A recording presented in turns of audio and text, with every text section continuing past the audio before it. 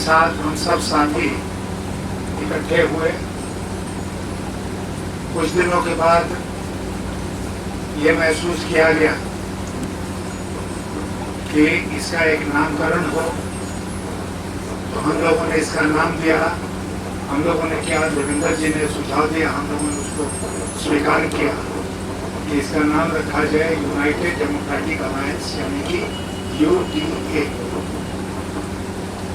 आज हमारा जो ग्रुप है उसका नाम है UDA और नारा है बदलो बिहार बनाओ बेहतर बिहार। अब अक्सर लोग पूछते हैं कि बेहतर बिहार से आपका मतलब क्या है। बेहतर बिहार से हमारा मतलब ये है कि आज जिस तकलीफ में हमारे लोग इस प्रदेश में रहने के लिए मजबूर हैं, उस तकलीफ से उनको उबारा जाए। चाहे वो बाढ़ की समस्या हो, चाहे वो कोरोना की समस्या हो, दोनों समस्याओं से निपटने में सरकार कितनी विफल रही है, यह हम खुद अपनी आंखों से देख रहे हैं। रास्ते पर हम लोग इसको देख रहे हैं। कोरोना के मरीजों के साथ क्या होता है, और उन्हीं साहब के घर हम लोग हैं, तो वहां पता चला कि वो कोरोना के मरीज नहीं थे, जबरदस्ती उनको कोरोना का मरीज बनाया गया और उनको ऑक्सीजन नहीं दिया गया, सिलेंडर उनसे वापस ले लिया गया, उनकी मृत्यु हो गई। मृत्यु होने के बाद परिवार वालों को बड़ी मुश्किल से उनकी लाश दी गई और फिर जेसीबी मशीन से उसको 10 फीट का गड्ढा खोद के उसमें डाला गया। मरने के बाद भी आज कोई मर्यादा नहीं है। तो इन सब से बिहार को छुटकारा मिला। अभी झंझारपुर में जब हम पत्रकार मित्रों से बात कर रहे थे तो हमने कहा कि UDA का पहला काम होगा कि हम उत्तर बिहार के जितने भी बाढ़ग्रस्त जिले हैं उसमें 10 लाख मकान बनाए। 10 लाख मकान, 2 कमरे का, 1 बरामदा, बाथरूम, रसोई घर, और बाढ़ से जो लोग पीड़ित होंगे, जिनके घर में पानी घुस जाएगा, बहरहाल तो तटबंधों का अगर सही ढंग से मरम्मत कर दिया जाए तो बाढ़ की वो विभीषिका नहीं रहेगी जो आज देखने को मिल रहा है। लेकिन मान लीजिए कि उसके बाद भी बाढ़ आती है तो कोई सड़क पर रहने के लिए मजबूर नहीं हो, किसी भी परिस्थिति में रहने के लिए मजबूर नहीं हो, पूरे इंतजाम के साथ वो उन घरों में रहे। बिहार सरकार का बजट सालाना जो है वो 2.25 लाख करोड़ रुपए का 10 लाख मकान बनाने में मेरे अनुमान के अनुसार 2000 करोड़ रुपया खर्च हो। 2000 करोड़ रुपया 2.25 लाख करोड़ के बजट में बहुत माने नहीं लगता है। आसानी से इस पैसे को उपलब्ध कराया जा सकता है और ईमानदारी के साथ मकान बनाया जा सकता है।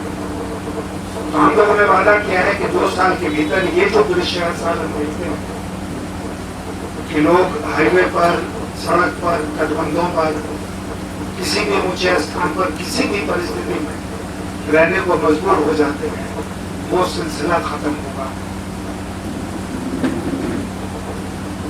हम लोगों का मकसद है कि बिहार को अपराध से मुक्त कराया जाए। हम लोगों का मकसद है कि ये जो व्याप्त भ्रष्टाचार है उससे बिहार को मुक्त कराया जाए और हमारे समाज में जो शोषण है, अमीर गरीब का शोषण कर रहा है, ताकतवर गरीब कमजोर का शोषण कर रहा है, इस शोषण को मिटाना होगा। अगर हम तत्काल इन चीजों को नियंत्रण में लाते हैं, कंट्रोल में लाते हैं, तो फिर उसके बाद हमको कई चीजों पर और ध्यान देना होगा। बिहार के किसान की गिनती होती है देश के सबसे गरीब किसान, तो किसानी में हम लोगों को तरक्की लानी पड़ेगी। यहाँ का 40 लाख मजदूर हर साल जाता है बाहर काम करने के लिए, रोजी रोटी की तलाश में। उसको रोकना पड़ेगा, इंतजाम करना पड़ेगा कि बिहार में ही रोजी रोटी मिले। उसके बाद यहाँ का नौजवान जो है वो अगर बढ़िया शिक्षा पाना चाहता है तो बिहार के बाहर जाता है। स्कूली शिक्षा, विश्वविद्यालय की शिक्षा का हाल क्या है तो हम सब लोग वाकिफ हैं। उसमें सुधार लाना पड़ेगा। चिकित्सा की व्यवस्था में सुधार लाना पड़ेगा ताकि चिकित्सा के लिए हमारे लोग बाहर जाने के लिए विवश नहीं हैं।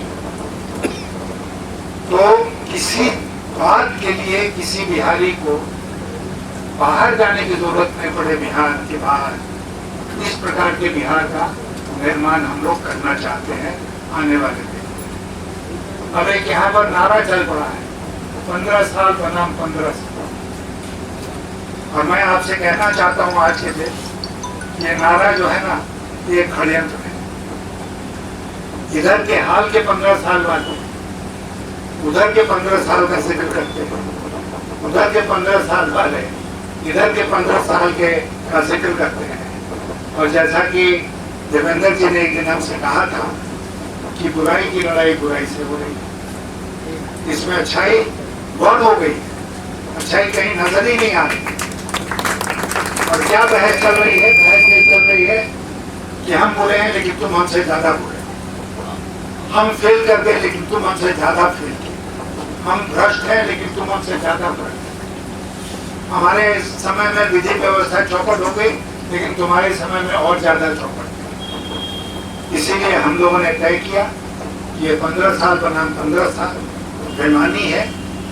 हम उसके बीच से एक नया विकल्प दे रहे हैं बिहार को, बिहार की जनता को, और एक बेहतर बिहार की कल्पना के साथ हम लोग घूम रहे हैं।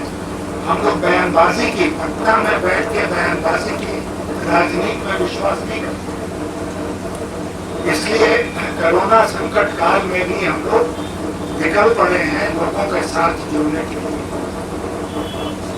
4 दिन की यात्रा पर आज हम लोग निकले हैं। लौट कर जाएंगे तो फिर हम लोग यात्रा करेंगे। जब तक लोगों के बीच में नहीं जाएंगे हम उनके दुख तकलीफ के साथ अपने को जोड़ नहीं सकते। इस इरादे से निकले हैं। हमारी उम्र 83 साल हो गई। आप जानते हैं कि कोरोना में लोग कहते हैं बुढ़े लोगों को बहुत सावधान रहना चाहिए। शायद बहुत लोग ये महसूस करेंगे कि हम बुढ़े होते हुए भी सावधानी नहीं बरतते, लेकिन मैं कहना चाहता हूँ आपसे ऐसी की तैसी सावधानी। मैं तो जनता के बीच में जाऊंगा, ये मेरा निश्चय है, ये मेरा और पटने में बैठ के बयानबाजी नहीं करूंगा। इसीलिए हम लोग निकले हैं। आज बहुत हमको खुशी है कि लोहिया आश्रम में आने का हमको मौका मिला, देवेंद्र जी की कृपा से। और